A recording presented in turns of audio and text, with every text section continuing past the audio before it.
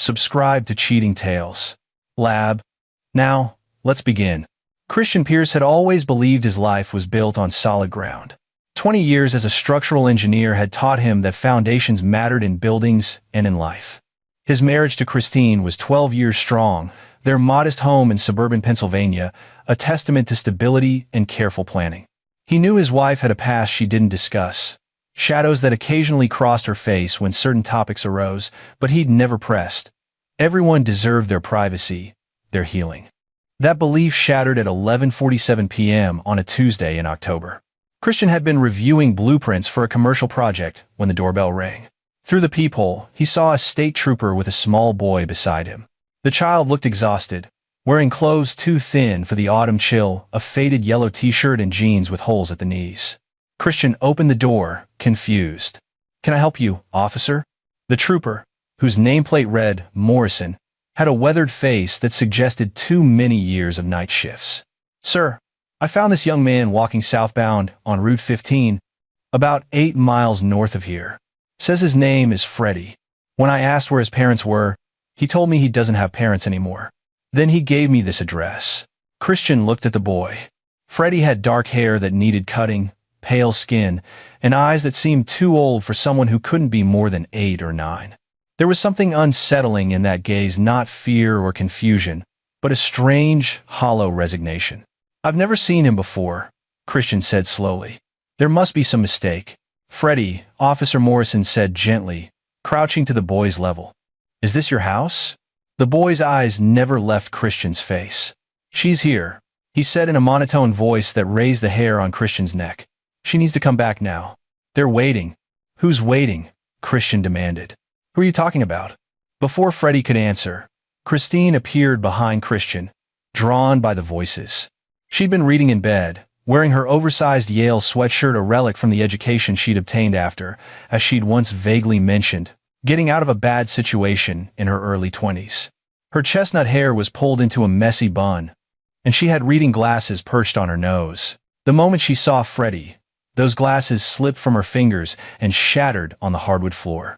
"Oh God," she whispered, and the color drained from her face so quickly Christian thought she might collapse. "Oh God, no, not him, not." Her hand flew to her mouth. "Christine?" Christian reached for her, alarmed. She grabbed his arm with surprising strength, her fingernails digging into his skin through his shirt. "We have to leave. Now. Right now." Before the others, her eyes darted past the officer to the dark street beyond, scanning the shadows with pure terror. "Ma'am, do you know this child?" Officer Morrison asked, his hand moving instinctively toward his service weapon, picking up on her panic. Christine's breathing had become rapid and shallow. "Christian, please. I'll explain everything, but we have to go. They sent him to find me. They know where we live now. We have maybe an hour, maybe less." "Who sent him?" Christian's engineering mind demanded logic, structure, answers.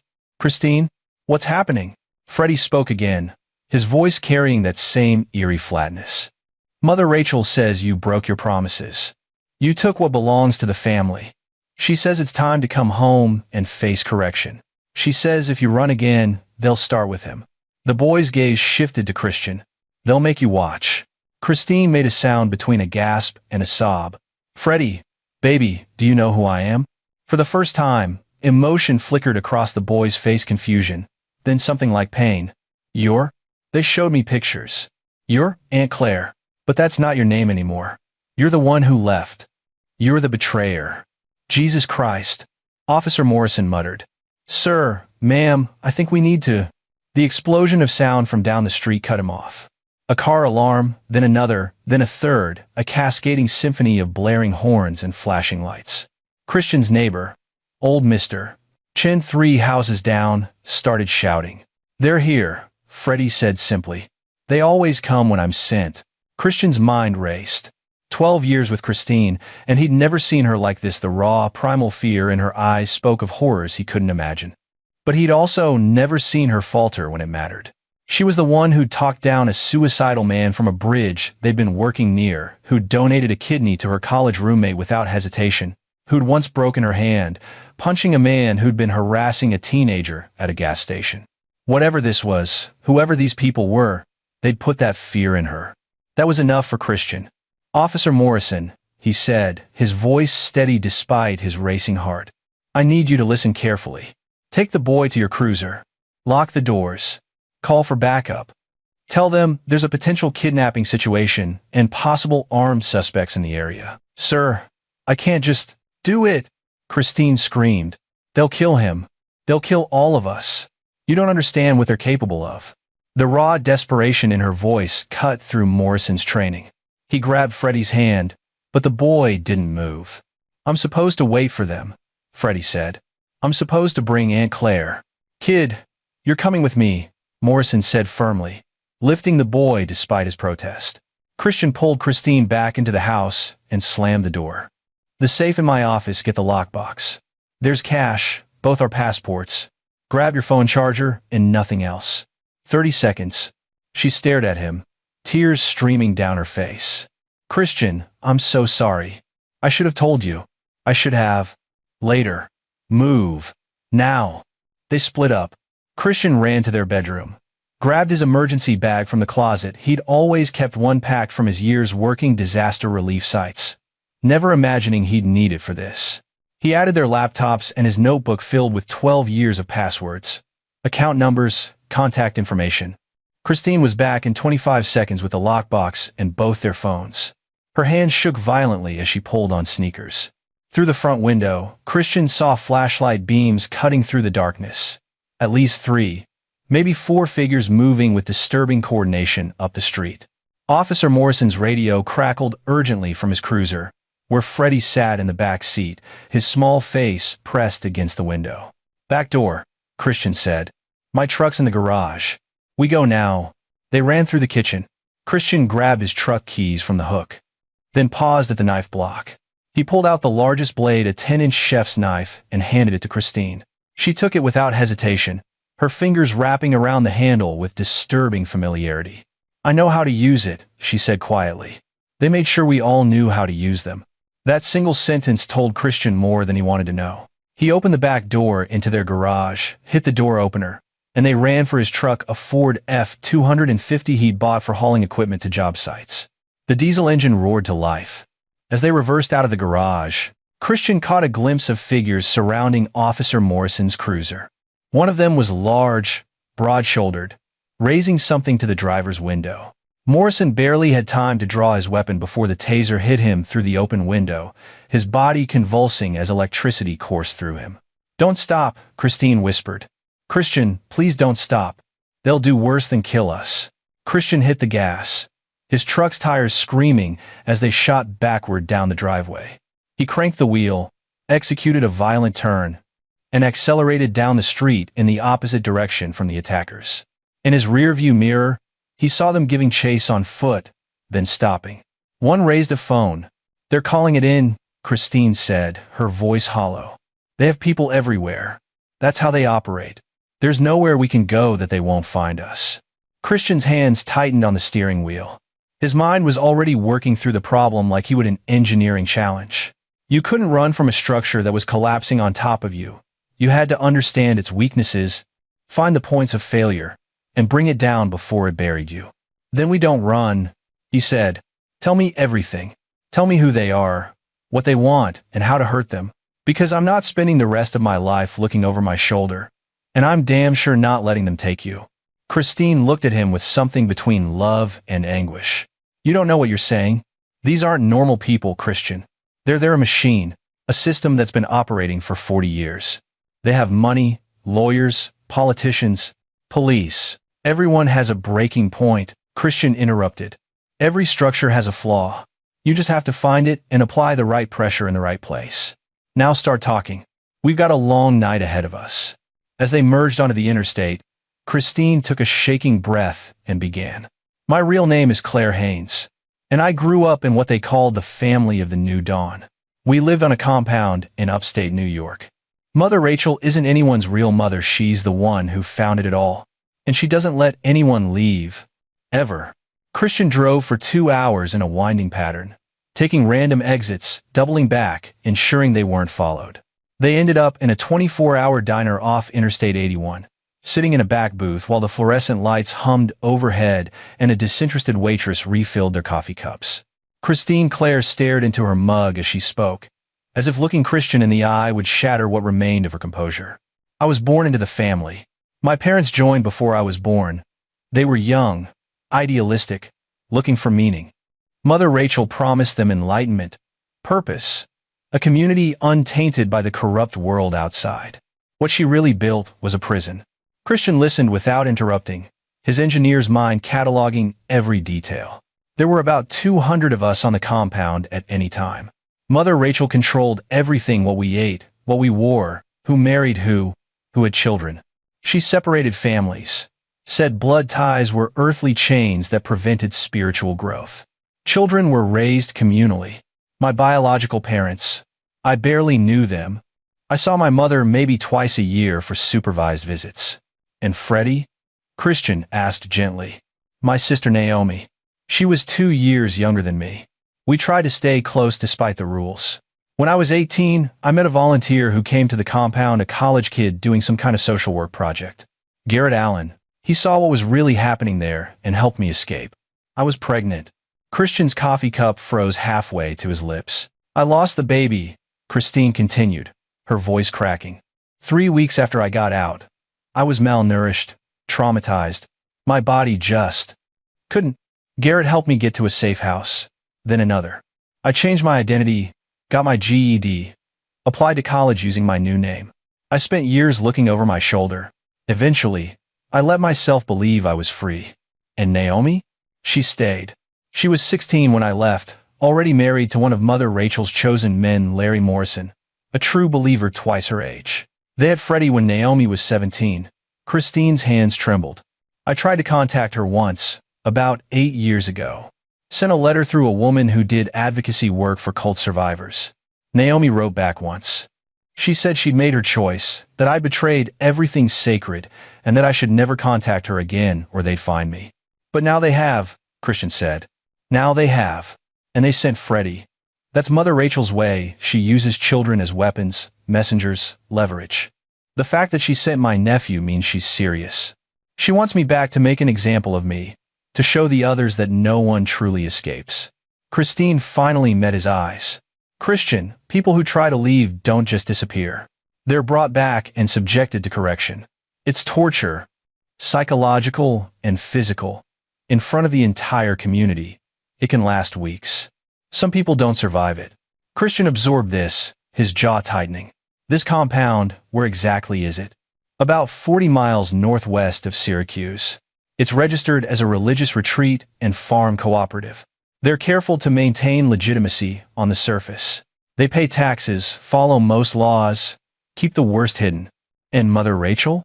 Rachel Pruitt. She's 73 now. Started the family in 1982 after her husband died. She claimed he appeared to her in a vision, told her to prepare the chosen for the end times.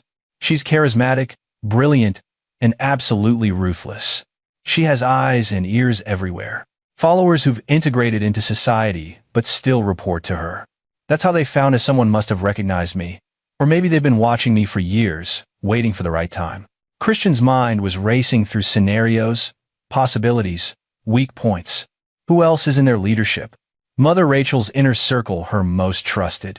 There's Hal Pruitt, her son. He's the enforcer, handles security and corrections. Then, there's Ernest Spence. He manages their finances and legal affairs. Robbie Figueroa runs their farming operations, which is mostly a front. And there's Shari Noble. She oversees the women and children, indoctrination, education. They're fanatics, all of them. What about local law enforcement? You said they have connections. They've cultivated relationships with some local sheriff's deputies, state troopers. They donate to political campaigns, host community events, present themselves as a wholesome religious community.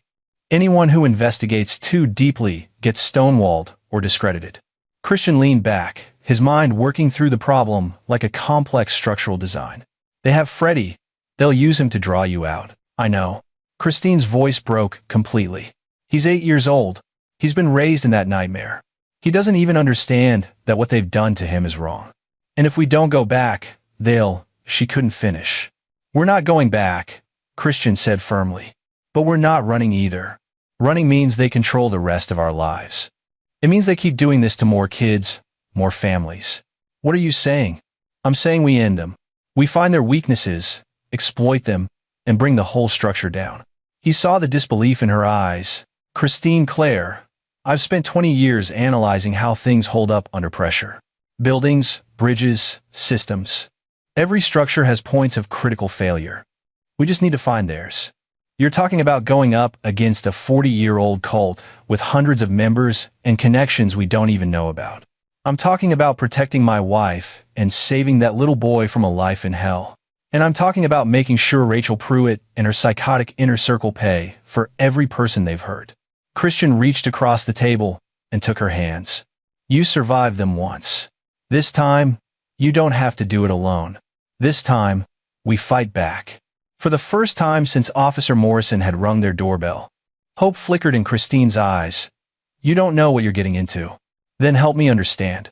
We've got maybe 2 days before they expect us to make contact or try something desperate. That gives us time to plan, to gather information, to find the right pressure points. He squeezed her hands. I'm not an FBI agent or a cop. I'm just an engineer. But I know how to make things collapse when I need them to. Christine stared at him for a long moment, then nodded slowly. Okay.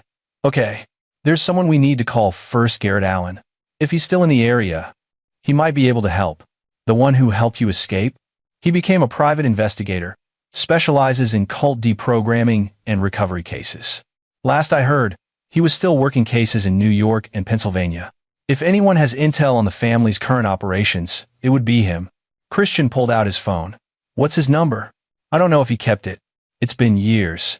But she recited a number from memory, her voice steadier now. Christian, thank you. For believing me. For not running. Claire, he said, using her real name for the first time, I meant my wedding vows. Better or worse? This qualifies as worse. But we're going to get through it, and we're going to make sure that compound burns to the ground legally or otherwise. She smiled despite everything. The first genuine smile since she'd seen Freddie. You know, that's probably the most romantic thing anyone's ever said to me. Christian dialed the number. After 3 rings, a gruff voice answered. You've reached Allen Investigations. If this is an emergency, press 1. Otherwise, leave a message. Christian pressed 1. 20 seconds later, a live voice came on, cautious, alert. This is Garrett Allen. State your emergency.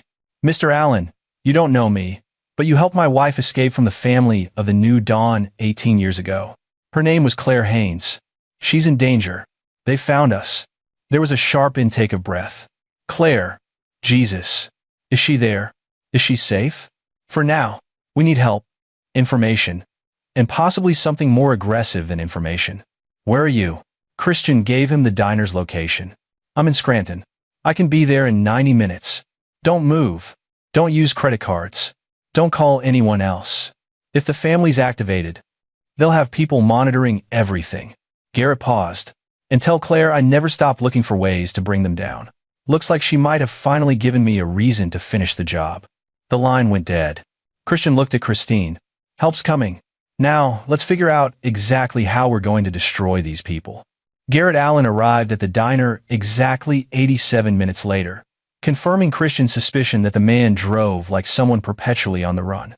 He was in his early 40s, tall and lean with graying temples and the kind of watchful eyes that missed nothing. He wore jeans, a leather jacket, and carried a duffel bag that clinked ominously when he set it down in the booth. Claire, he said, and there was genuine warmth in his voice. You look good, happy, or you did before tonight. Christine, she'd asked Christian to keep calling her that, said it was who she'd become, stood and hugged him. Thank you for coming. I owe you more than I can ever repay, Garrett said. After I helped you out, I couldn't stop thinking about everyone I'd left behind. I've spent the last 15 years documenting the family's crimes, building cases, trying to get law enforcement to act. But Rachel's too smart, too connected. His eyes shifted to Christian. You must be the husband. Christian Pierce. They shook hands. Garrett's grip was iron. Christine says you want to take them down. That's a tall order. I've handled tall orders before, Christian replied. But I need information first. Structural weaknesses, personnel, Resources. Where are they vulnerable? Garrett's eyebrows rose. You sound like you're planning a demolition. In a way, I am. I demolish things for a living when they're too dangerous to stand. A slow smile spread across Garrett's face. I think I'm going to like working with you. He pulled a laptop from his duffel and opened it. All right, let's talk about the family of the new dawn and how to make them extinct. For the next 3 hours, Garrett walked them through everything he'd compiled. He had organizational charts, financial records obtained through questionable means, testimony from other survivors, photographs of the compound, even building permits and property records. The compound sits on 400 acres, Garrett explained, showing them satellite imagery. Main residence where Mother Rachel lives is here, former farmhouse, heavily fortified. Communal housing here, and here, agricultural buildings that are mostly fronts. School building where they indoctrinate kids. And this, he zoomed in on a structure separated from the rest, is the correction center. It's technically registered as a meditation retreat. It's actually where they torture people. Christine's face had gone pale. I spent 3 weeks in there before I escaped. She stopped, unable to continue. Christian's hand found hers under the table. Garrett continued, his voice gentle. They're financially solvent. Mother Rachel's original inheritance was substantial, and they've made smart investments. They own several businesses in the area, a construction company, a catering service, a small chain of health food stores, all staffed by family members or sympathizers. The businesses generate legitimate income and provide cover for their activities. What about their numbers? Christian asked. Best estimate, about 230 people currently on the compound. Another 50 or so who live externally but remain active members. They're not all fanatics, some are true believers, some are trapped by fear or family ties, some are just broken people who don't know how to leave. And Freddie? They'll have him locked down tight now. Probably in Mother Rachel's personal residence or with Sherry Noble. They'll use him as leverage, expect contact within the next 48 hours, demanding you return for an exchange. Christian leaned forward. What would hurt them most? If you could choose one thing to destroy about their operation, what would it be? Garrett thought for a moment. Their legitimacy. The family survives because they maintain a veneer of respectability. They're registered as a religious organization, which gives them tax benefits and legal protections. They pass inspections, maintain good community relations, donate to local causes. If that facade cracked, if the world saw what really happened inside that compound, they'd face investigations, prosecutions, civil suits. Their entire structure would collapse. So we expose them, Christine said. But how? They've avoided exposure for 40 years. Because no one's tried what I'm thinking, Christian said slowly, his mind assembling pieces. Garrett, can you get inside the compound? Absolutely not. I'm on their blacklist. They know my face. I'd be detained or worse within minutes of stepping foot on that property. What about a new face? Someone they don't know? Christine's eyes widened. Christian, no. They'd see through it. They're paranoid. They vet everyone. Not everyone, Christian interrupted. What if I'm not trying to join? What if I'm trying to make a deal? Garrett caught on immediately. You're the husband, the worldly man whose wife ran away. You're angry, betrayed. You want answers.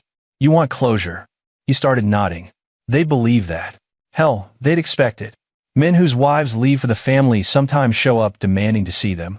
Rachel usually meets with them, explains how their wife found true happiness, sends them away. And while I'm there, I document everything. Hidden camera, audio recorder. I get footage of the real compound, the correction center, the child labor, the isolation cells. I get Rachel on record making incriminating statements. That's insane, Christine said flatly. They'll see through you in seconds. And even if they don't, you'd be walking into a compound full of fanatics who'd kill you if they suspected anything. Not if I give them what they expect to see, Christian countered. An angry husband, out of his depth, trying to get his wife back. I play the part. I stay calm. I get the evidence we need. And then what? She demanded. Say you get your video. Rachel's lawyers will claim it's doctored, taken out of context, an invasion of privacy. You'll face charges for trespassing, or worse. Christian smiled, and there was something cold in it. I'm not going to the police with what I find. I'm going to the media. Every major outlet I can reach. I'm going to post it online where it can't be taken down. I'm going to make them so radioactive that their political connections won't save them. Their lawyers won't save them. Nothing will save them except shutting down permanently. Garrett was grinning now. And once public pressure builds, law enforcement won't have a choice. They'll have to investigate properly.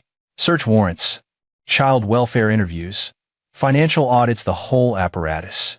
But they still have Freddie, Christine said quietly. Even if we destroy the family, they might hurt him out of spite or use him as a hostage. We need to get him out first. Christian nodded. That's part of the plan. When I go in, I demand to see Freddie. I tell them I want proof the boy's safe, that I need to see him before I discuss anything about Christine returning. Once I know where he is, we extract him. We extract him? Christine repeated. Christian, this is sounding more and more like a military operation. Because that's what it needs to be, Garrett said. And I have resources, people who owe me favors. Ex-military, ex-law enforcement, who'd help if I asked. This is crazy, Christine whispered. But Christian could hear the hope creeping into her voice. I've done crazier things, Garrett said.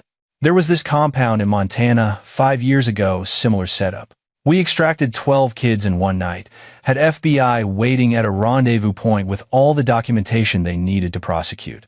Compound dissolved within 6 months. Christian pulled out his notebook and began sketching. All right, here's what I'm thinking. Phase 1. I make contact with the family. I tell them I want to meet with Mother Rachel, that Christine is distraught and I need to understand what's happening. That buys us access and intelligence. Phase 2, Garrett continued. While you're inside, I position an extraction team near the compound. The moment you identify Freddie's location and we have a clear path, we move. Fast and surgical. Phase 3, we release all documentation simultaneously: video, audio, written testimony from Christine and other survivors Garrett's been working with. Multiple platforms, multiple outlets. We bury them in evidence before they can respond. Christine looked between them. And what if something goes wrong? What if they see through Christian's cover? What if someone gets hurt? Then we adapt, Christian said simply. But doing nothing isn't an option. They sent that boy to our door as a threat. They've probably already hurt Officer Morrison for interfering. And every day they operate, more children grow up in that hell. We end this now. There was a long moment of silence. Finally, Christine nodded. Okay, but I have conditions. 1. We do this smart. No unnecessary risks. 2. Freddie's safety is the absolute priority. 3. If it looks like this is going to get someone killed, we pull back and find another way. Agreed, Christian said. Then I guess we're doing this, she said. And despite the fear in her eyes, her voice was steady. Let's bring down the family of the new dawn. Garrett raised his coffee cup. To justice. And to making sure Rachel Pruitt spends her final years in a cage. They clinked cups, and Christian felt something settle in his chest, a sense of purpose, of rightness. He'd spent his career building things, ensuring structures stood strong against stress and time. Now he'd use everything he'd learned to tear something down, to reduce a malignant structure to rubble. Mother Rachel had made a critical mistake. She'd threatened his family, and Christian Pierce always solved structural problems with thorough, methodical precision. This would be no different.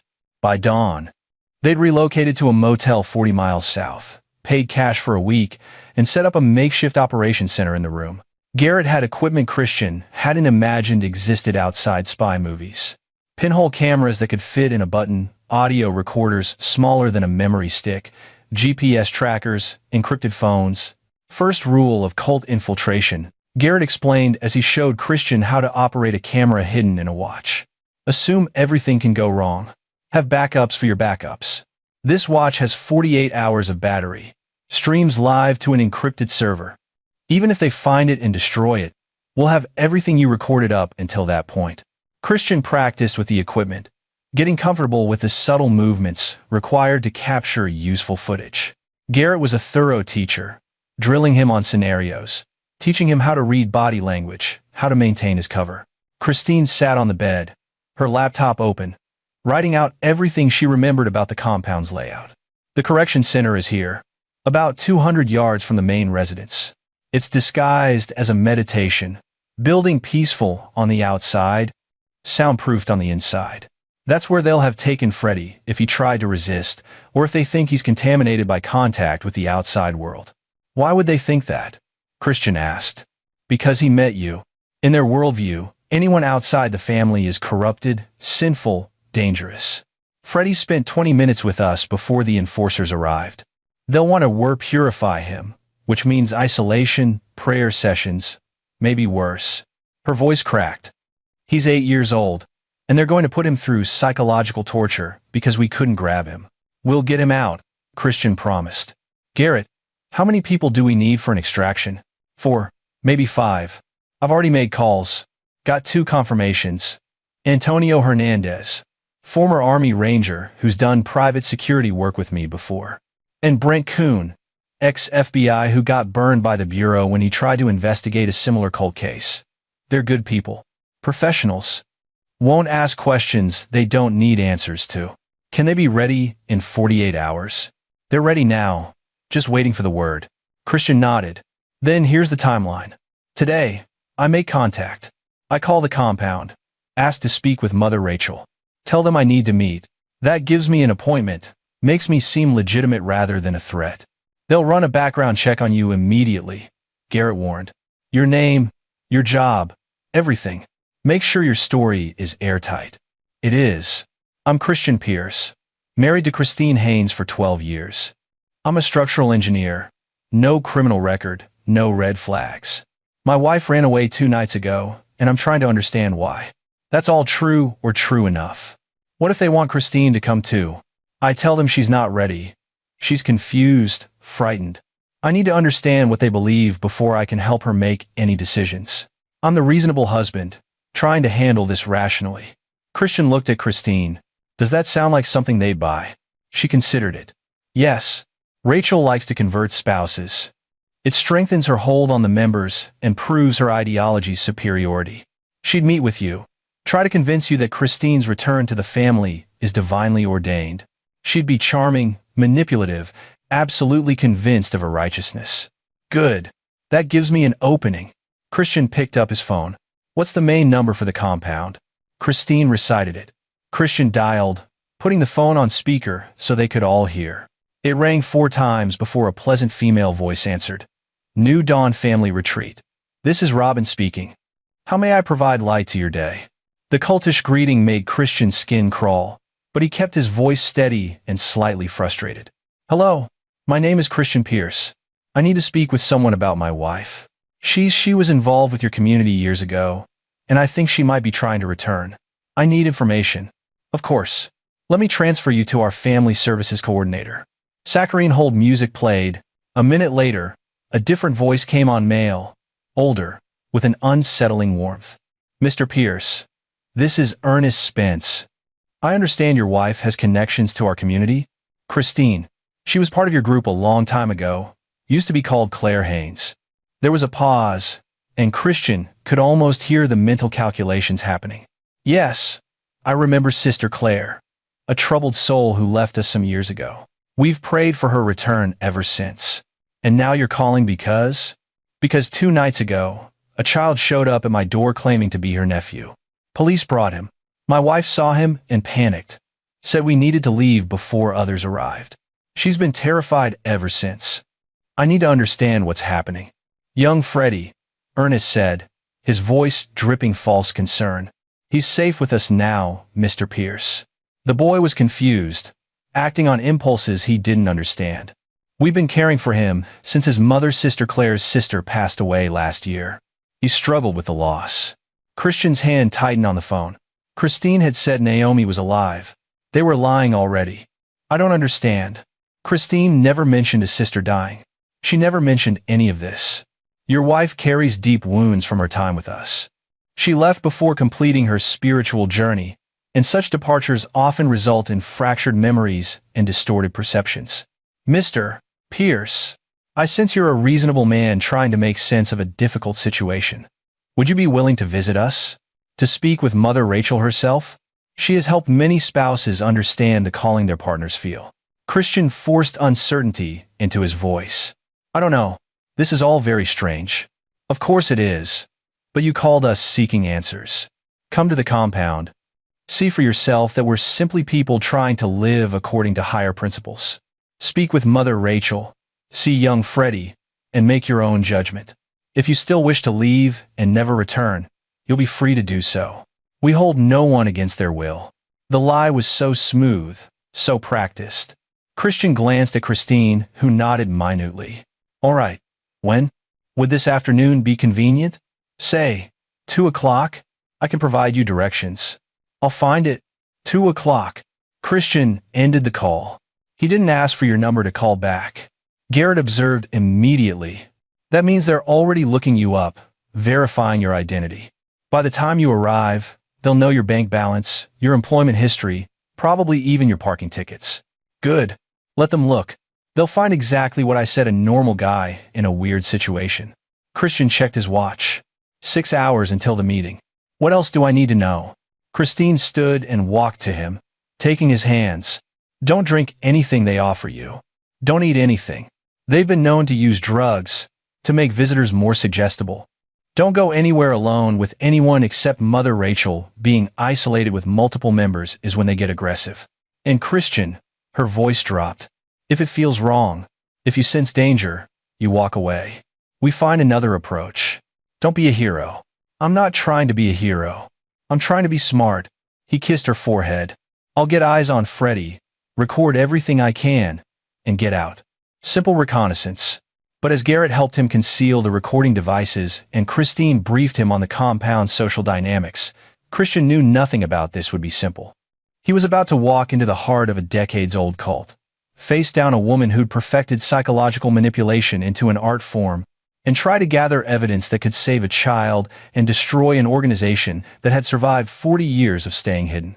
And he had to do it all without anyone suspecting he was anything other than a confused husband trying to understand his wife's past.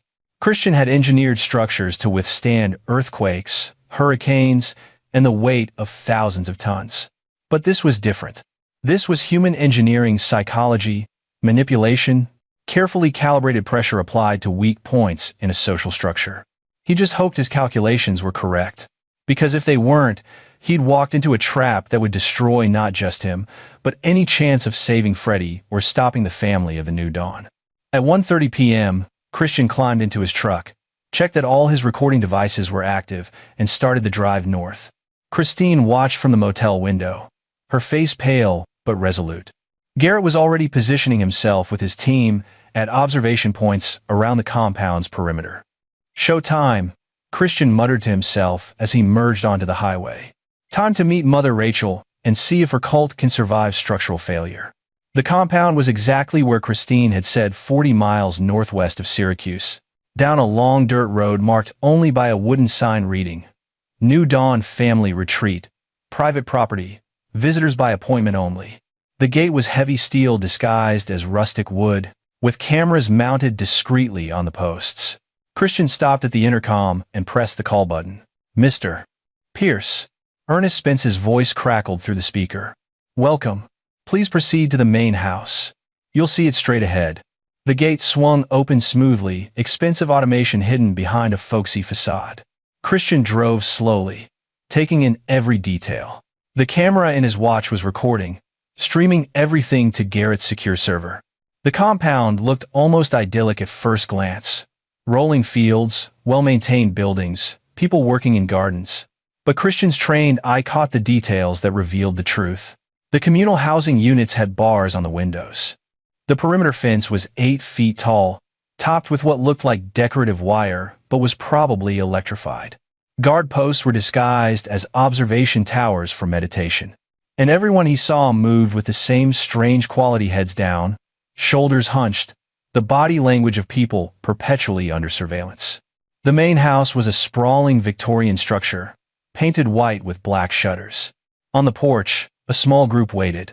Christian recognized Ernest Spence from his voice, 60-something. White hair, grandfatherly appearance. Next to him was a massive man with cold eyes, Hal Pruitt, the enforcer. And between them stood a woman who could only be Mother Rachel. She was smaller than Christian expected, maybe 5'4", slender, with silver hair pulled into an elegant bun. She wore a simple blue dress, and radiated a kind of serene authority. But her eyes, pale blue, sharp as razors, held no warmth at all. Christian parked, took a deep breath, and stepped out of the truck. "Time to perform, Mr. Pierce," Mother Rachel said, her voice melodious and comforting. "Welcome to our home. Thank you for coming. I know this must be deeply confusing for you." "That's an understatement," Christian replied, injecting just the right amount of frustration into his tone. "Ma'am, I don't understand what's happening. My wife has been terrified for 2 days. A child I've never met showed up at my door. And now I'm here at some kind of religious compound, trying to make sense of it all." "Come inside," Rachel said gently. "Let me offer you some clarity. The truth is often simpler than our fears make it seem." She led him into the house, Ernest and Hal following. The interior was surprisingly luxurious: hardwood floors, expensive rugs, artwork that looked original. This wasn't the austere commune Christian had expected. This was wealth, comfort, control. They entered a sitting room decorated like something from a high-end furniture catalog. Rachel gestured to a chair. "Please, sit. Would you like some tea? Water?" "No, thank you." Christine's warning echoed in his mind.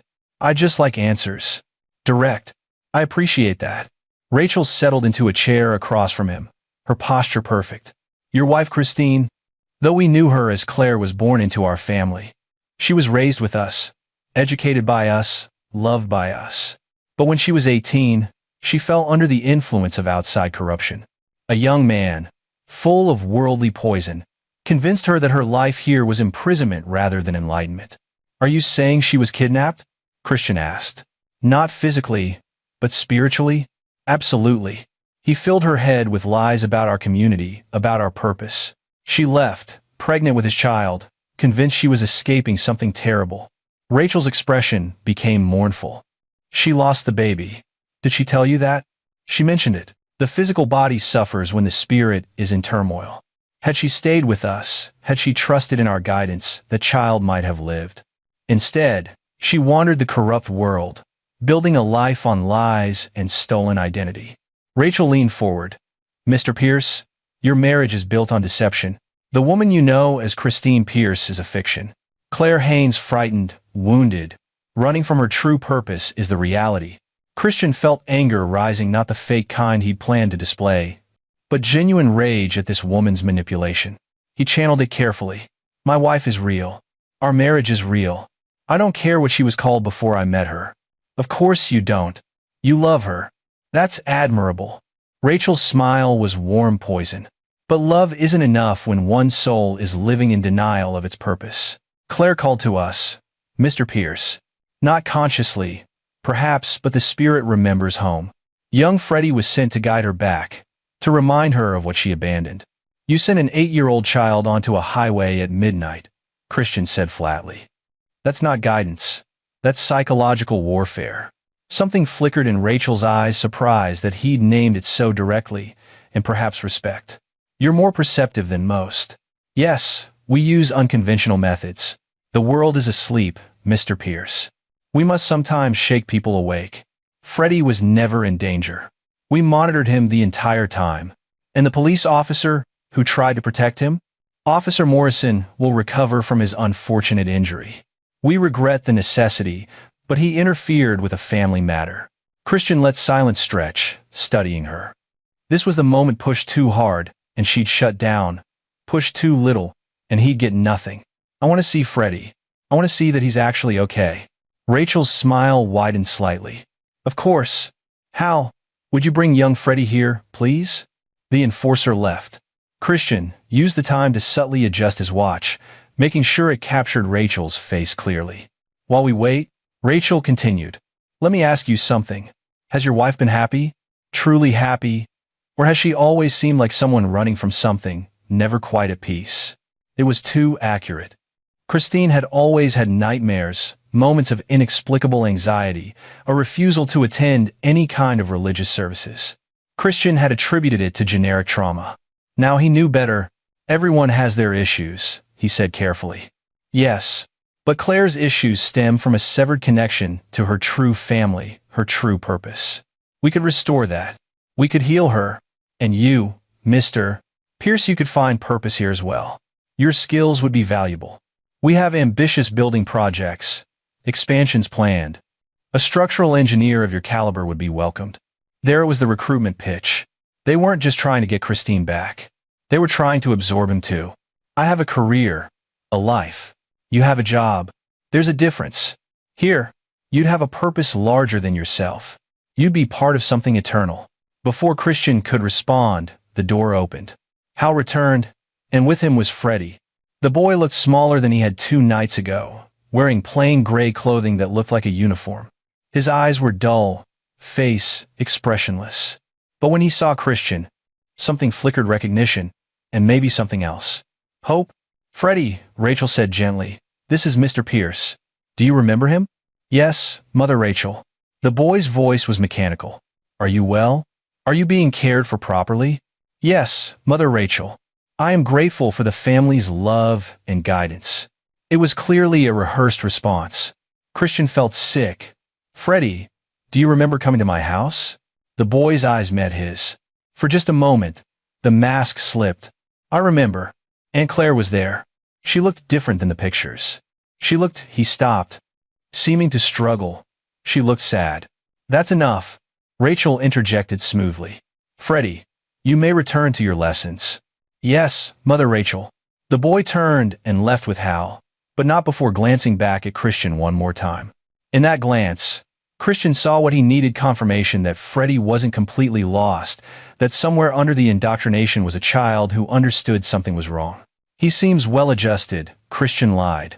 He's grieving his mother, but we're helping him through it. His mother, Christine's sister. You said she died last year? Yes. Naomi. A beautiful soul who remained faithful to the end. Christian filed that away. Another lie. Unless Christine's information was wrong. Can I see her grave? If Freddie's my wife's nephew, I'd like to pay respects. Rachel's eyes narrowed fractionally. Our cemetery is for family members only. I'm sure you understand. Of course. Christian stood. Thank you for your time, Mrs. Pruitt. You've given me a lot to think about. Will you bring Claire home? Rachel asked, standing as well. I'll talk to her. That's all I can promise. That's all I ask. But Mr. Pierce, her voice hardened just enough to reveal the iron underneath. Time is limited. The longer Claire remains in denial, the more difficult her correction will be when she finally returns. For her sake, for young Freddie's sake, encourage her to come soon. Days, not weeks. And if she chooses not to, everyone chooses eventually, Rachel said, her smile returning but her eyes cold. Usually, they choose wisely. Those who don't, she trailed off, leaving the threat unspoken. Ernest Spence materialized to escort Christian out. As they walked to the door, Christian caught glimpses of the compound's reality: people working in silence, children sitting in unnaturally rigid lines during a lesson, a woman being led somewhere by 2 men, her wrists zip-tied. His watch captured it all. At his truck, Ernest leaned close. Mr. Pierce, a word of advice. Mother Rachel has been patient with Claire for 18 years. That patience has limits. If your wife doesn't return voluntarily within the next few days, we'll be forced to bring her back through other means. For everyone's sake, convince her to choose the easier path. Is that a threat? Ernest's grandfatherly mask cracked slightly. It's a promise. We protect our family, Mr. Pierce. All of our family, even those who've temporarily lost their way. No one leaves permanently. No one. Christian got in his truck, started the engine, and drove toward the gate. He didn't speak until he was 5 miles down the road, and Garrett's voice crackled through his hidden earpiece. Good work. We got everything. The feeds are clean. The footage is damning. You did great. Did you track Freddie? He's in the main house. 2nd floor, east wing. Heat signatures show 1 small body, 1 large, probably a guard. We can extract from there, but it'll be risky. Breaking into Rachel's residence is different from grabbing him from an outlying building. Can you do it? Yeah. But we need a distraction. Something that pulls their security to another part of the compound long enough for us to get in and out. Christian's mind was already working through possibilities. I think I have an idea. But first, I need to show Christine what I recorded. She needs to see what they did to Freddie. Because what comes next, they're not going to like it. Back at the motel, Christian plugged his watch into Garrett's laptop, and they reviewed the footage together. Christine watched in silence, tears streaming down her face as she saw Freddie's mechanical responses, the dead look in his eyes. "That's what they did to all of us," she whispered. "That's what I looked like before I escaped. Broken. Programmed. Empty." "He's not empty," Christian said firmly. "Did you see that glance back? He's still in there. We just need to get him out before they finish destroying who he really is." Garrett was reviewing the compound footage. "This is gold. The zip-tied woman, the guard posts, Rachel's threats on recording. Any prosecutor would salivate over this. But Christian's right. We need to move fast. Freddie's in their main stronghold. Every hour we wait, they indoctrinate him deeper." "So, what's the plan?" Christine asked. Christian pulled out his notebook and began sketching. "We're going to give them exactly what they want, or make them think we are." He outlined his plan. It was dangerous, probably illegal, and absolutely necessary. When he finished, Christine was silent for a long moment. Then she nodded. "Okay, let's do it. Let's bring down the family and get Freddie out. And make Rachel Pruitt pay for 40 years of psychological terrorism," Garrett added grimly. Christian looked at them both. "Then here's what happens next. Tomorrow night, we go to war. And by the time the sun rises, the family of the new dawn won't exist anymore." The next day passed in careful preparation. Garrett's team arrived. Antonio Hernandez and Brent Kuhn, along with two other men, Clyde Arroyo, a former paramedic with combat experience, and Arturo Middleton, a tech specialist who could hack anything from security systems to encrypted communications. They set up in an abandoned barn 5 miles from the compound, turning it into a tactical operations center. Maps covered the walls. Equipment was checked and rechecked. Everyone understood their role. Christian's plan had 3 phases, each dependent on timing and precision. Phase 1, the lure. Christian would call the compound and tell them Christine had agreed to return. They'd arrange a meeting for midnight at the main gate. Traditional cult showmanship, dramatic timing, maximum psychological pressure. Rachel and her inner circle would be focused on welcoming back their prodigal daughter, pulling security resources toward the entrance. Phase 2, the extraction. While the compound's attention was on the front gate, Garrett's team would infiltrate from the east side, reach the main house, extract Freddie, and get him to safety. They had exactly 15 minutes from the moment Christian and Christine arrived at the gate until security would realize something was wrong. Phase 3, the exposure. Once Freddie was safe, they'd release everything: footage, documentation, Christine's testimony, locations of suspected burial sites on compound property. Garrett had ground-penetrating radar images suggesting multiple unmarked graves. They'd flood the FBI, state police, media outlets, and social media simultaneously. The story would break before the family could mount a defense. "What about you two?" Antonio asked, studying Christian and Christine. "You're going to be at the front gate with Rachel and her psychotics when all hell breaks loose. How do you get out?" "We improvise," Christian said. "Our job is to keep them distracted as long as possible. Once Freddie's secure, that's all that matters." "That's a terrible extraction plan for you," Brent pointed out. "You'll be surrounded by hostile cult members who will realize they've been played." "I know." Christian met his eyes. "But someone has to keep them focused on the front gate. That's me and Christine." Christine squeezed his hand. "We've both been running from them for years. Time to make a stand." Garrett looked troubled. "If this goes sideways..." "It won't," Christian interrupted, "because we're better prepared than they are. They've gotten comfortable, arrogant. 40 years without serious opposition makes you sloppy. We're going to exploit that sloppiness." At 10 p.m., Christian made the call. Ernest Spence answered, his voice warm with anticipation. "Mr. Pierce, I hope to hear from you." "Christine wants to come home," Christian said, and he didn't have to fake the strain in his voice. She's struggling. She thinks maybe she made a mistake leaving.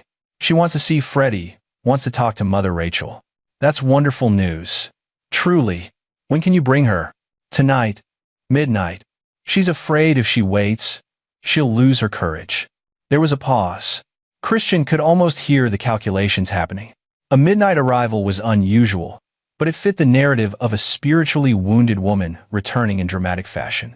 Rachel would love the symbolism. "Midnight is acceptable," Ernest finally said. "Come to the main gate. Mother Rachel will meet you personally. This is a joyous occasion, Mr. Pierce." You're making the right decision. I hope so, Christian said, and ended the call. They bought it, he told the others. We're on. At 11:30 p.m., they moved into position. Garrett's team went dark, approaching the compound from the east through wooded terrain. Christian and Christine drove toward the main gate in his truck. You okay? Christian asked her. No, but I'm doing this anyway. She was pale but composed. Christian, if something happens, nothing's going to happen. Let me finish. If something happens and you get a chance to run, you take it. Don't try to be heroic. Freddie's safety matters most. Mine matters second. Yours matters third. That's not how this works, Christian said firmly. We all get out, or we figure something else out together. No sacrifices. We're not giving Rachel that satisfaction. They reached the gate at 11:57 p.m. Christian stopped the truck, killed the lights, and they waited. At exactly midnight, the gate swung open. Floodlights illuminated the road ahead. And there, standing in a semicircle like some perverse welcoming committee, were Mother Rachel, Ernest Spence, Hal Pruitt, and at least a dozen other family members. Rachel walked forward, arms outstretched. Claire! Oh, my dear child. Welcome home. Christian and Christine stepped out of the truck. Christine's hand found Christian's, and he squeezed it. Mother Rachel, Christine said, and her voice only shook slightly.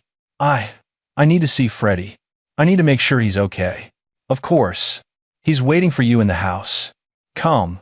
Rachel's eyes shifted to Christian. Mr. Pierce, thank you for bringing her home. Would you like to stay? To witness Claire's return to the light. Yes, Christian said. I want to see this through. They walked toward the main house, surrounded by family members. Christian's watch was still recording, but more importantly, his earpiece was active. He could hear Garrett's team communicating in whispered codes as they approached the compound from the opposite side. Perimeter clear. Moving to east fence. Cutting through. We're inside. Rachel was talking, explaining the healing process Christine would undergo, the joy she'd rediscover in community. Christian tuned her out, focusing on the timeline. They'd been inside the compound for 4 minutes. Garrett's team needed 11 more minutes to reach the house, find Freddie, and extract. The group reached the main house. Rachel led them into that same sitting room where Christian had met her yesterday. And there, sitting on the couch flanked by 2 large women, was Freddie. Aunt Claire. The boy's effect brightened genuine emotion breaking through the programming. He started to stand, but one of the women grabbed his shoulder, holding him down. Freddie, Christine breathed. And Christian heard the pain in her voice. You see, Rachel said, he's been cared for, loved, protected, and now you're here to continue that protection as part of our family once more. Alpha team at secondary building, heading to main house. 3 minutes out. Christian's heart was pounding. 3 minutes until extraction. He needed to keep everyone focused here, away from the sounds of Garrett's team moving through the compound. This is quite a setup you have, Christian said, looking around the room. This furniture must have cost what, 50,000, 100,000? That's a lot of money for a spiritual community. Rachel's smile tightened. The material world serves spiritual purposes when used correctly. And those graves Garrett told me about? Christian continued, watching her carefully. The 12 unmarked graves his ground-penetrating radar found on the north property line? How do those serve spiritual purposes? The room went completely still. Alpha team in position, breaching now. Rachel's facade cracked, fury replacing serenity. What did you say? Oh, did I forget to mention? Christian pulled a phone from his pocket, not his regular one. A burner with one purpose. I wasn't here to bring Christine back. I was here to document what you really are. And while we've been standing here, my associates have been extracting Freddie from your house. They should have him right about now. He pressed send on the phone. The message went to every major news outlet in New York State, every FBI field office, state police headquarters. Attached were videos, photos, documentation, everything. The explosion of noise was immediate. Shouts from outside, alarms blaring, people running. Hal Pruitt lunged for Christian. Christian sidestepped, his engineering work keeping him in better shape than the enforcers expected. His fist connected with Hal's jaw in a satisfying crunch. Years of construction site fights, coming back instinctively. Christine had moved too. grabbing Freddie away from the shocked women guarding him. But they weren't the ones Christian had been in contact with. This was a different Freddie, and Christian realized his mistake too late. This wasn't the boy they'd come for. This was a decoy. Looking for someone? Rachel's voice was ice. Behind her, two men appeared, dragging the real Freddie between them. The boy was gagged, his eyes wide with terror. Christian's blood turned cold. They'd anticipated the deception. They prepared for it. Garrett's voice crackled urgently in his earpiece. "We got the wrong kid. Where's the real target?" "Well, Mr. Pierce," Rachel said, pulling a gun from her dress pocket with practiced ease. "It seems your plan has hit a structural failure. That's the term you'd use, yes? A critical point of collapse?" She aimed the gun directly at Christian's head. "Now, here's what happens next. Your associates will leave my compound immediately, or I will kill you. Then I will kill Claire, and then I will spend the next year turning young Freddie into a perfect weapon of my design. Your choice. You have 60 seconds to give the order."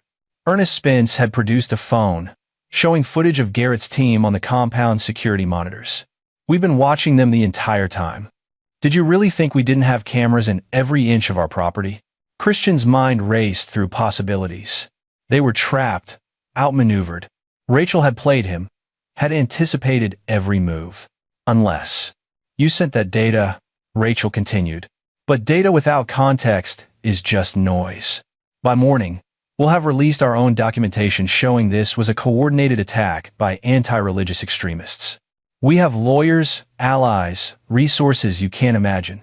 Your footage will be dismissed as doctored, your testimony as biased. The police will investigate, find nothing but a peaceful community defending itself from violent intruders, and you'll face federal charges."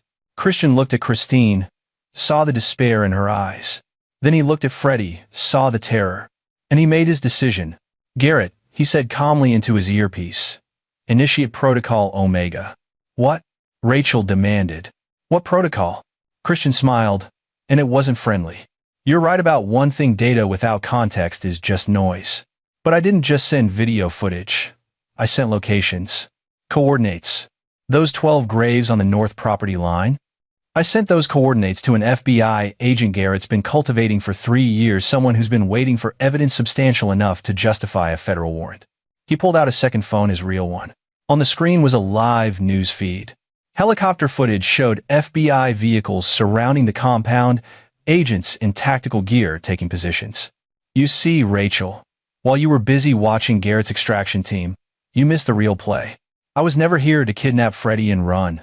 I was here to make you show your true face on camera, while simultaneously giving federal agents probable cause to raid your compound. And that probable cause just landed when you pulled a gun on a civilian while holding a child hostage." The color drained from Rachel's face. "Those graves aren't empty, are they?" Christian continued. "Garrett's radar showed 12 bodies. Members who tried to leave? People who knew too much? Doesn't matter. What matters is that in about 2 minutes, FBI forensic teams are going to be all over this compound. They're going to find the correction center with its soundproof torture rooms. They're going to interview every child here, including Freddie. They're going to audit your finances, your businesses, your political connections. And Rachel?" He leaned forward. "They're going to find everything. FBI, drop your weapons." The shout came from outside, amplified through megaphones. Rachel's hand shook. The gun wavered. For the first time since Christian had met her, she looked old, uncertain, trapped. "You have a choice," Christian said quietly. "Drop the gun, release Freddie, and face trial. Or pull that trigger and guarantee yourself a death sentence when federal agents storm this room. Because they're coming either way. You lost the moment I walked through your gate. You just didn't know it yet." The standoff lasted 5 eternal seconds. Then Rachel lowered the gun. "Hal, Ernest," she said, her voice hollow. "Release the boy." Freddie was pushed forward. Christine caught him, pulling him close. The boy clung to her, and for the first time since Christian had seen him, Freddie started crying huge, heaving sobs that shook his small frame. Real emotion, real fear, real relief. FBI agents crashed through the doors moments later. Christian raised his hands. Christine did the same while clutching Freddie. Rachel, Hal, Ernest, and the others were surrounded, disarmed, restrained. An agent approached Christian. Christian Pierce? That's me. Agent Jessica Navarro, FBI. You're either the bravest civilian I've ever met or the dumbest. Probably both. Come with me. You've got a lot of explaining to do. As they were led outside, Christian caught a glimpse of the compound in chaos, FBI vehicles everywhere. Agents moving through buildings, people being gathered for interviews. He saw Garrett at the perimeter, giving him a subtle nod of approval. Christine held Freddie tightly, whispering to him. The boy's sobs had quieted to hiccups. Is it over? He asked in a small voice. Are we safe? Yes, Christine said firmly. You're safe. They can't hurt you anymore. Christian looked back at the main house. Through a window, he could see Rachel being led away in handcuffs. Even now, she held her head high, defiant. But her reign was over. Her family was dissolved. Her 40-year empire of psychological terrorism was collapsing. Christine said quietly. What's Protocol Omega? He smiled tiredly. There is no Protocol Omega. I made it up, but she didn't know that, and it bought us the time we needed for the FBI to get into position. You bluffed. I engineered. I calculated what would break her, not physical threats, not violence, but the loss of everything she'd built. Her control, her community, her legacy. Once she realized it was all coming down, she had nothing left to fight for. Agent Navarro overheard this. Mr. Pierce, you coordinated a federal raid without authorization, trespassed on private property, and engaged in deception to gather evidence. We're going to have a very long conversation. I look forward to it, Christian said honestly. But first, can we get this kid to a hospital? He's been through hell. Navarro's expression softened. Already arranged. Ambulance is waiting. Mrs. Pierce, you'll go with him. Mr. Pierce, you're with me. As paramedics arrived to check on Freddie, Christine pulled Christian aside. I don't know how to thank you. You risked everything. You're my wife, Christian interrupted. And he's family. That's all the reason I need. He kissed her forehead. Go take care of him. I'll handle the FBI. This is what I do. I explain how structures fail and how to prevent it. I'll just be explaining a different kind of structure. She hugged him fiercely. I love you, and I'm sorry I didn't tell you everything before. We'll have time to talk about everything. Years of time. Because Rachel was wrong about one thing, we're not running anymore. We're free. As Christine left with Freddie, Christian turned to face Agent Navarro and the questions that would come. But he wasn't worried.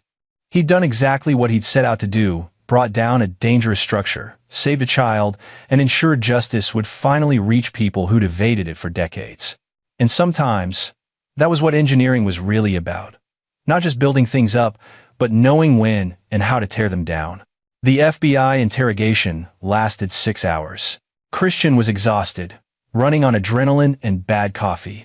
But he walked Agent Navarro through everything: how Christine had revealed the family's existence, how he'd coordinated with Garrett, the evidence they'd gathered, his visit to the compound, the plan they'd executed. Navarro was tough but fair. You understand you're technically guilty of multiple crimes: trespassing, illegal surveillance, conspiracy to commit kidnapping, if we wanted to be harsh about the extraction attempt. I do, Christian said. But if I'd gone through proper channels, how long would it have taken to get a warrant? Weeks? Months? By then, Freddie would have been too broken to save, and Rachel would have disappeared. Any evidence of wrongdoing. You're right. Doesn't make it legal. Navarro tapped her pen on the table. But it does make it effective. The footage you gathered is inadmissible in court because of how it was obtained. However, it gave us probable cause to get our own warrants. What we found in the last 12 hours. She shook her head. Bodies buried on the property, financial crimes, evidence of systematic child abuse, false imprisonment. Rachel Pruitt and her inner circle are looking at federal charges that'll put them away for the rest of their lives. What about the members who weren't part of the leadership? Christian asked. A lot of them are victims too. We're sorting through that. Social services is interviewing everyone, especially the children. The ones who committed crimes will face charges, but many were coerced or brainwashed. They'll get help, counseling, support for reintegration. Navarro leaned back. You did a good thing, Mr. Pierce. A reckless, potentially catastrophic, legally questionable thing, but a good thing. I'm recommending no charges against you or your associates. You'll need to testify when this goes to trial. but you should be able to go home. Thank you. Don't thank me. Thank the judge who signs off on my recommendation. And Mr. Pierce? Navarro's expression was serious. Don't ever do anything like this again. Next time, call the FBI first. Understood. He was released at dawn. Garrett was waiting outside with his truck. You're a free man. Congratulations. How's Freddie? At the hospital with Christine. Doctors say he's physically okay, but psychologically, it'll take time. Years, probably, but Christine's already working with trauma specialists. Kid's got a chance now. They drove to the hospital in comfortable silence. Christian found Christine in Freddie's room. The boy was asleep, finally looking peaceful. Christine held his hand. Hey, Christian said softly. She looked up, tears in her eyes. They said we can take him home. I have temporary custody until his legal status is sorted out, but they don't think there will be issues. His mother, my sister Naomi, she's alive. They found her in the compound. She'd been kept isolated for years, told Freddie was dead. She's in bad shape mentally, but she's alive. Once she's recovered, maybe. Christine's voice broke. Maybe we can all heal together. Christian sat beside her, pulling her close. You saved him. Your nephew. Your sister they're free because you were brave enough to stand up to Rachel. We saved him, she corrected. I couldn't have done this without you. Freddie stirred, his eyes opening. He looked at them both, confusion clearing into recognition. Aunt Claire? Mr. Christian? Just Christian. Christian said gently. And you're safe, Freddie? You're with family now. Real family. Mother Rachel said family is where you learn discipline and purpose. Family, Christine said firmly, is where you're loved for who you are, not what someone wants you to be. That's what we're going to teach you. Along with how to play video games, eat too much ice cream, and be a regular kid. Freddie considered this. I've never had ice cream. Christian laughed. Then, that's our first priority once the doctors let you out. What's your favorite flavor? Wait, never mind. We'll try every flavor until we find your favorite. That's what family does. For the first time, Freddie smiled. It was small, uncertain, but genuine. 3 months later, Christian stood in his home office, reviewing blueprints for a new community center his firm had been contracted to design. Outside, he could hear Christine and Freddie playing in the backyard, her teaching him how to throw a baseball, both of them laughing when his throw went wild. Naomi was there too, her sister having moved in with them after being released from intensive psychiatric care. She was fragile still, but getting stronger. The relationship between the sisters was complicated, healing slowly, but they were working through it together. The trial of Rachel Pruitt and the family's leadership had begun last week. Christian would testify soon, but the outcome wasn't in doubt. The evidence was overwhelming: 12 bodies recovered from unmarked graves, all former members who tried to leave. Financial records showing millions in tax evasion and fraud. Testimony from dozens of survivors about systematic abuse. Rachel would spend the rest of her life in prison. So would Hal, Ernest, and the other Inner Circle members. The compound had been seized by the federal government to be sold with proceeds going to victim compensation. And 230 people who'd spent years, some their entire lives, in psychological captivity, were beginning the slow process of learning who they were outside the family's control. Garrett had called yesterday with an update. 15 other former members had come forward wanting to share their stories. A documentary was being made. A book was in the works. The story of the family of the New Dawn's fall would serve as a warning and a guide for how to recognize and combat similar organizations. Hey, you doing okay? Christine appeared in the doorway. Grass stains on her jeans, her hair pulled back in a ponytail. She looked younger, lighter, happier than Christian had ever seen her. Yeah, just thinking about everything. Regrets? Not even one. He stood and kissed her. How's the baseball lesson going? Terrible. But that's not the point. The point is he's learning to play, to be silly, to be a kid. She smiled. Naomi joined in too. I think it's helping her remember what joy feels like. And you, are you okay? Christine was quiet for a moment. I spent 18 years running from them, terrified they'd find me. And then they did. And it was, she laughed. It was the best thing that could have happened. Because it meant I finally faced them. It meant I got my family back. It meant they lost and I won. She squeezed his hand. We won. Damn right we did. Freddie appeared in the hallway, holding a baseball. Christian, Aunt Claire says you used to play when you were young. Can you show me how to throw a curveball? Kid, I was terrible at curveballs, but I'll show you what I know. They went outside together, and for the next hour, Christian taught Freddie the basics of pitching while Christine and Naomi watched. The sun was setting, painting the sky in oranges and purples. It was a perfectly ordinary evening in a perfectly ordinary suburban backyard. And it was everything Rachel Pruitt had tried to prevent: a family choosing connection over control, love over manipulation, freedom over fear. Later that night, after Freddie was asleep and Naomi had retired to her room, Christian and Christine sat on their back porch with glasses of wine. I got a call today, Christine said, from a woman named Aurora Burke. She left a cult in Oregon 5 years ago, and when she saw our story in the news, she reached out. She's trying to expose her former community, but she's scared, doesn't know how to proceed.